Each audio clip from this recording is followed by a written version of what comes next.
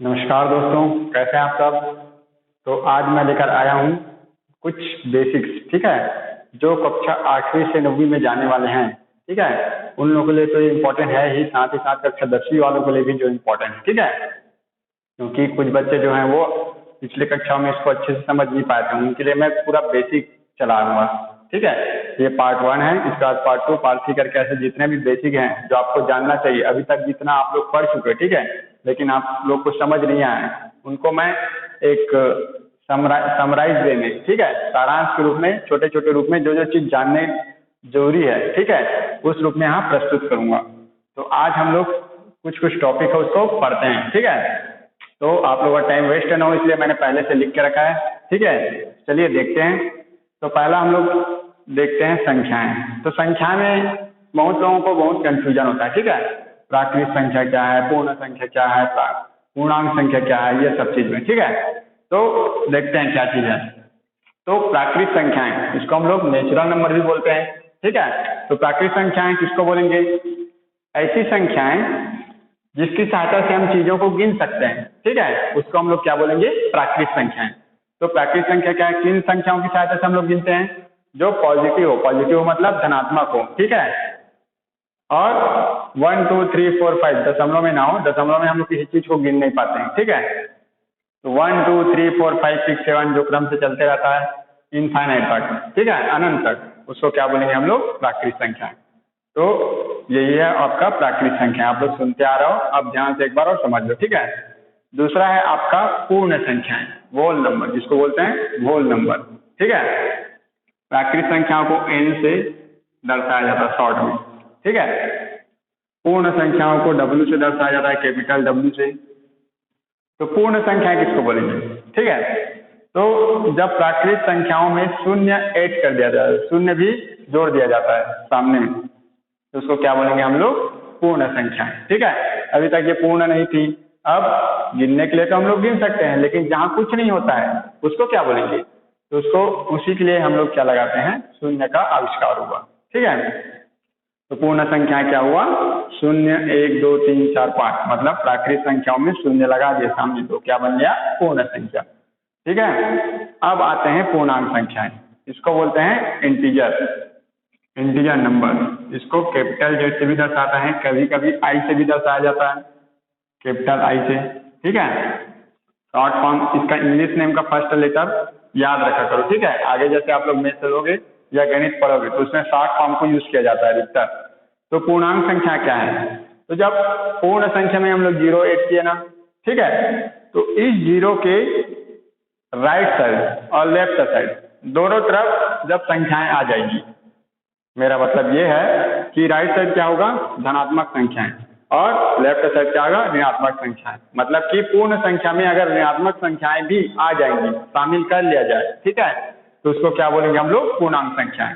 तो अभी तक धनात्मक था, देखो आप लोग 0 1 2 3 4 यही सब चल रहा था, ठीक है। अब इसमें जब हम लोग इसी का जो ऋणात्मक पक्ष है उसको भी अगर शामिल कर लेंगे, जैसे -1 -2 -3 ये सब ऐसे चलते जाएगा, तो उसको क्या बोलेंगे हम लोग? पूर्णांक संख्याएं, ठीक है, इंटीजर नंबर।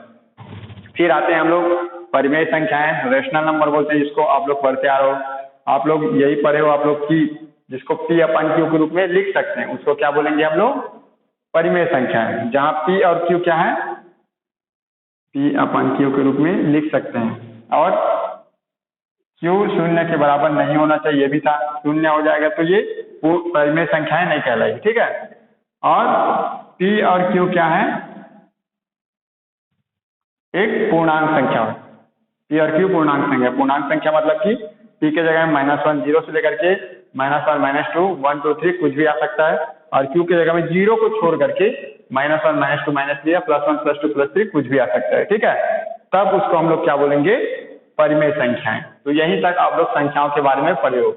अब 9वीं क्लास में आप लोग पढ़ने वाले हो परिमेय संख्या के साथ साथ अपरिमेय संख्या, थोड़ा सा डिटेल से पढ़ोगे आप लोग, ठीक है। तो इतना कम से कम आप लोग को जानना जरूरी है संख्याओं के बारे में।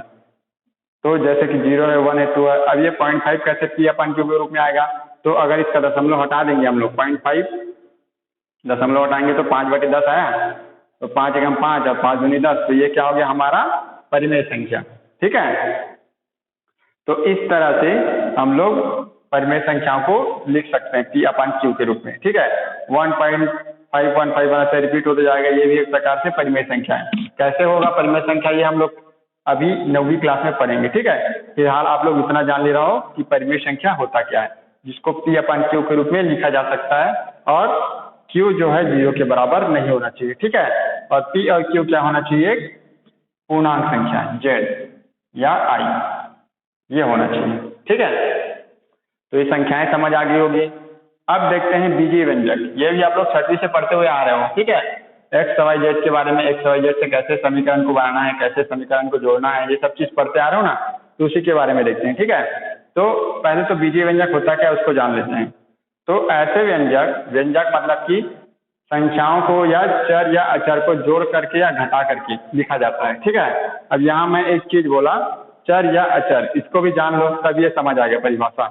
तो चर क्या होता है, चर मतलब चलना, चलते रहता है, ठीक है। तो चर मतलब क्या हो गया, एक्स है, वाई, जेड, ABC, ये सब क्या कहलाता है, चर। मतलब कि इसका मान बदलते रहता है। हम एक्स किसी को भी मान सकते हैं, वाई किसी को भी मान सकते हैं, जिसको हम लोग मानते हैं वो क्या कहलाता है, चर, ठीक है। और आता है अचर, तो जिसका मान जो बदलता नहीं है, ठीक है, जो अचर रहता है, चलता नहीं है, एक जगह स्थिर रहता है, ठीक है।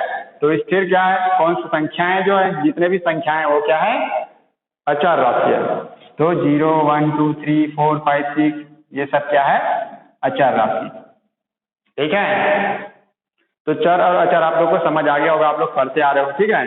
तो ऐसे व्यंजक जिसमें चर या अचर या चर एवं अचर का गुणनफल, ठीक है, अथवा ये सभी सम्मिलित हों, उसको क्या बोलेंगे हम लोग, बीजीय व्यंजक बोलेंगे, ठीक है। तो बीजीय व्यंजक किसको बोलेंगे, जिसमें चर हो सकता है या अचर हो सकता है या चर और अचर का गुणनफल, जैसे कि 5x हो गया, 5x में 5 क्या है, अचर है, x क्या है, चर है। तो 5 और x का दोनों का क्या होगा, गुणनफल, ठीक है, गुणनफल है ना। तो ये भी क्या कहलाएगा, बीजीय व्यंजक कहलाएगा, ठीक है। तो वही चीज में दिया है, अथवा ये सभी सम्मिलित हो, या फिर ये सभी एक साथ भी सम्मिलित हो सकते हैं।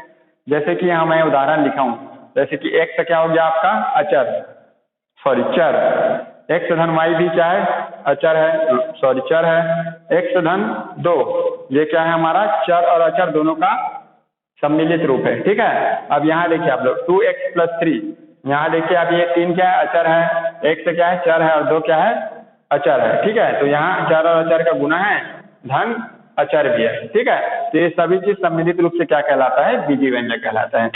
तो बीजीय व्यंजक में हम लोग इसमें एक टाइप पढ़ेंगे, बहुपद, ठीक है। बहुपद आप लोग शायद पिछले क्लास में पढ़े होंगे, ऐसे सुनोगे, ठीक है। इस क्लास में 9वीं और 10वीं में डिटेल से पढ़ेंगे, तो ये चीज जानना आप लोग के जरूरी था, ठीक है। अब देखते हैं पूर्णांक संख्याओं का जोड़ना, घटाना, गुना, भाग। तो पूर्णांक संख्या मैंने बता दिया था क्या होता है, जो माइनस और प्लस दोनों में रहता है और 0 भी उसमें शामिल रहता है, उसको क्या बोलेंगे हम लोग, पूर्णांक संख्या बोलेंगे, ठीक है। तो उसका जोड़ना, घटाना, गुना, भाग, उसका कुछ नियम है, ठीक है। आप लोग जानते हो, लेकिन कंफ्यूजन बहुत होते हो, कंफ्यूज बहुत होते हो और गलती भी बहुत करते हो, ठीक है। इसलिए मैंने उसको पूरा परिभाषा के साथ लिख दिया है, इसको आप लोग नोट कर लीजिए, ठीक है, और मैं बता रहा हूँ उसको समझ लीजिए। तो इसका पहला नियम ये है, जब समान चिन्ह रहता है, जोड़ना घटाने की बात कर रहा हूँ, ठीक है। तो समान चिन्ह होने पर, समान चिन्ह जब भी चिन्ह बोलूंगा तो जोड़ना और घटाना, ठीक है, संख्याएं जुड़ जाएंगी तथा उनके मध्य जो चिन्ह रहेगा वह उत्तर संख्या के सामने लगेगा, ठीक है।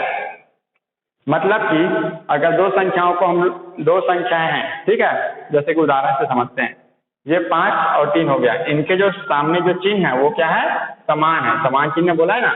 तो ये दोनों जो संख्याएं हैं वो क्या हो जाएगी, जुड़ जाएगी। पहला तो दोनों को संख्याओं के सामने क्या देखना है, चिन्ह देखना है। चिन्ह अगर दोनों का समान है तो संख्याएं क्या हो जाएगी, जुड़ जाएगी। तो जोड़ेंगे तो क्या हो जाएगा, 5 और 3 8, और इन दोनों के बीच जो चिन्ह लगा है वही चिन्ह इस उत्तर के संख्या के सामने लग जाएगा, सिंपल है, ठीक है। जैसे कि इसमें देखो दोनों प्लस में है तो 10, दोनों जुड़ जाएंगे तो 10 और 3 13, इन दोनों संख्याओं के सामने कौन सा चिन्ह है, प्लस है, तो यहाँ क्या लगेगा, प्लस, ठीक है। वैसे ये सब चीज नियम क्या है, चर के लिए भी लागू होते हैं। तो देखिए ये x है और ये 2x है, दोनों क्या है, संख्याओं के, दोनों चरों के सामने जो चिन्ह है वो क्या है, सेम है, ठीक है, तो दोनों आपस में जुड़ जाएंगे। तो दो एक्स और एक एक्स, कुछ नहीं है मतलब एक एक्स लिखते हैं, ठीक है, कुछ नहीं रहता इसका मतलब क्या है, उसके सामने एक है। तो 2 और 1 3, तो 3x, और दोनों संख्याओं के सामने क्या है, माइनस है, तो -3x। वैसे ही y plus 5y, 1y plus 5y, तो 5 और 1 6, और y का y, दोनों प्लस में, इसलिए इसके सामने प्लस। और एक चीज आप लोग यहाँ चर राशि भी आ गया, तो एक चीज आप लोग हमेशा ध्यान रखना, ठीक है। कई लोग ये मिस्टेक करते हैं, कई लोग को मिस्टेक करने देखा हूँ, कई बच्चे, ठीक है। तो क्या है कि मैं यहाँ पे अब पहले से टिप करके लिख दिया हूँ, समान चर व समान घात होने पर ही चर राशि जुड़ेंगे या घटेंगे, ठीक है। ये समझ आ गया होगा। जैसे कि इसमें देखो, समान चर मतलब कि अगर यहाँ x है तभी वो जुड़ेगा या घटेगा। उसके साथ एक और कंडीशन बोला हूँ, घात भी समान होना चाहिए ना, ठीक है। घात कैसे समान, इसका घात 1 है और इसका घात 1 है, मतलब दोनों का घात 1 1 है, तभी ये जुड़ा है, ठीक है। अगर एक का घात 2 होता, एक तक घात 2 और ये 1 होता, दोनों आपस में नहीं जुड़ पाता, ठीक है। वैसे ही y वाला में भी, y में भी समान घात है तभी क्या हुआ, वो जुड़ा है। अगर एक का घात 3 होता, एक का घात 2 होता, तो ये घात अलग अलग हो गया, ठीक है। हालांकि चर क्या है, समान है, लेकिन घात क्या है, अलग अलग है, तो वो नहीं जुड़ सकता, ठीक है। जैसे कि एक आध एग्जाम्पल, कई बच्चे कैसे कर देते हैं, ऐसा कुछ आता है 2x3 प्लस 4x², ऐसा रहेगा। तो वो क्या करेंगे, 4 2 6 कर देंगे और 1 का घात 3 2 5 ऐसे कर देंगे। ये बिल्कुल गलत है, ऐसा नहीं करना है, ठीक है। इसका जो घात है वो क्या है, अलग अलग है, देखो। तो ये तो कभी किसी भी स्थिति में नहीं जुड़ सकता, ना घट सकता है, ठीक है। वो गुना में होता है वो सब चीज, ठीक है, तो गुना में देखेंगे उसको। लेकिन जोड़ना और घटाना के केस में ऐसा नहीं होता। जोड़ना घटाना कब होगा, जब समान चर रहेगा। और ऐसा भी नहीं कर सकते कि 5y प्लस 6x, 6 5 11 xy या yx ऐसे भी कर देते हैं, तो ये भी गलत है। ये y है और ये x है, तो कैसे जुड़ेगा भैया, ठीक है, तो नहीं जुड़ सकता ये ना। तो ध्यान रखना है ये सब चीज, तो इसीलिए ये बहुत कंफ्यूजिंग होता है, कंफ्यूज बहुत होते हैं, इसको ध्यान रखना, गलती बहुत करते हो, ठीक है। चलिए आगे देखते हैं। दूसरा क्या है, अलग अलग चिन्ह।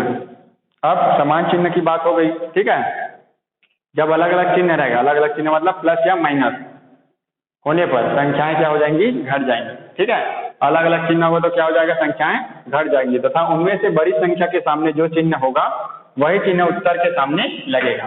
मतलब कि जब दो संख्याएं हैं, ठीक है, वो अलग, उनके सामने अलग अलग चिन्ह है, अलग अलग चिन्हों से जुड़े हैं या घटे हैं, तो आपस में क्या हो जाएंगे, पहले तो घटाना है। अलग अलग चिन्ह जहाँ भी दिखा, जैसे यहाँ सेम सेम चिन्ह दिख गया तो जोड़ देना, डायरेक्ट बोला ना, और जो चिन्ह लगेगा वही चिन्ह लगाना है। वैसे यहाँ अलग अलग चिन्ह, जैसे कि ये है उदाहरण -5 प्लस 3, दोनों इसमें माइनस है इसमें प्लस है, अलग अलग चिन्ह है, ठीक है। तो ये दोनों आपस में क्या हो जाएंगी, घट जाएंगी, और बड़ी संख्या जो चिन्ह लगेगा वही चिन्ह उत्तर के सामने आ जाएगा। तो जैसे कि -5 प्लस 3 अलग अलग चिन्ह है, तो घटा दो, 5 में 3 घटाएंगे तो 2, बड़ी संख्या किसमें है, माइनस में है, तो इसके सामने क्या लग जाएगा, माइनस। वैसे ही देखो 5 में 3, अब इसमें भी अलग अलग चिन्ह है, तो 5 में 3 घटाएंगे तो 2 आएगा, बड़ी संख्या किसमें है, प्लस में है, तो इसके सामने भी क्या लग जाएगा, प्लस। वैसे ही देखो, मैं यहाँ कंफ्यूज हो रहा था इसलिए यहाँ करके बताऊँ, ठीक है। यहाँ भी देखो आप लोग का जो चर का जो घात है वो समान है, तभी ये जुड़ा है या घटा है, ठीक है। अब यहाँ भी देखिए आप लोग, अलग अलग चिन्ह है, तो दोनों आपस में क्या हो जाएंगी, घट जाएंगे। तो 9 में 2 घटाएंगे तो क्या आएगा, 7, और x², दोनों में तो x², ठीक है। और बड़ी संख्या के सामने कौन सा चिन्ह है, माइनस है, तो इसके सामने क्या लग जाएगा, माइनस लग जाएगा, ठीक है। वैसे इसमें भी देखिए, इसमें घात 3 किया हूं मैं, तो y घात 3 है, इसमें भी y घात 3 है, मतलब जो चर का घात है वो क्या है, समान है, और चर भी समान है। और देखो उनके सामने क्या है, अलग अलग चिन्ह है, तो दोनों भी आपस में क्या हो जाएंगी, घट जाएंगे, ठीक है। 11 में 10 घटाएंगे तो अब बड़ी संख्या में छोटी संख्या को ही घटाना है, ठीक है। तो 11 में 10 घटाएंगे तो 1 आता है, मतलब y का क्यूब आएगा। बड़ी संख्या की क्या है, कौन सा चिन्ह है, माइनस है, इसके सामने -y का घात 3 आएगा, ठीक है। तो आई होप ये दोनों समझ आ गया होगा आप लोग को, ठीक है। अगर कुछ दिक्कत होगा तो आप लोग कमेंट करके बताना। फिर तीसरा क्या है, गुना व भाग के लिए क्या नियम है उसको देखते हैं। ये तो आप लोग सब जानते ही हो, ठीक है। क्या जानते हो कि गुना भाग के लिए माइनस इंटू माइनस बराबर क्या होता है, प्लस। मतलब दो संख्याएं हैं, दोनों का गुना हो रहा है और दोनों के सामने माइनस चिन्ह लगा है, तो वो दोनों गुना होने के बाद जो भी संख्या आएगा गुणनफल, उसके सामने क्या हो जाएगा, वो प्लस हो जाएगा। वैसे प्लस इंटू प्लस क्या हो जाएगा, प्लस।